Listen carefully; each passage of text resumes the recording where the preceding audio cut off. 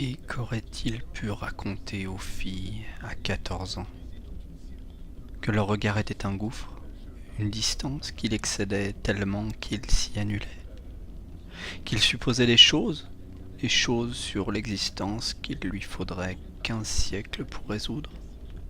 Comment dompter le monde qui bat à l'intérieur? Comment donner au monde l'apparence de soi sans se perdre? Raconter qu'il s'y perdait, qu'il ne touchait pas le sol, qu'il ne connaissait pas la matière, qu'il lui manquait la douleur, le choc, heurter de plein fouet la matière et se fendre en deux et laisser entrer leur regard. Il avait 14 ans de vie et 14 siècles de retard. Qu'aurait-il pu dire aux filles? Qu'il vivait suspendu à des suppositions sur sa propre matière, sur les livres, sur l'absence de Dieu ou de n'importe quel autre conseiller d'orientation.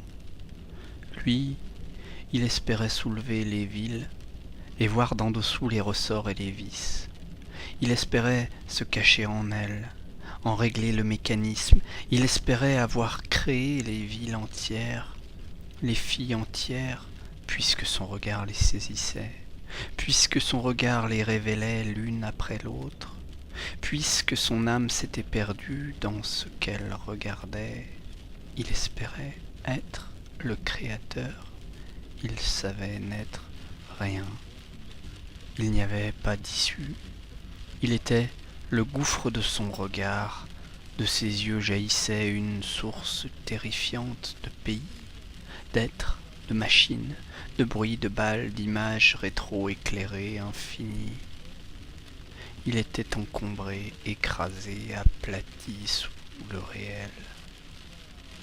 Il essayait de se relever, il se heurtait à leurs regards, il se désintégrait, il s'isolait longtemps pour trouver une erreur, une petite erreur où s'accrocher, où se lire, où rassembler ses restes. Il avait 14 ans, qu'aurait-il pu raconter aux filles de son âge?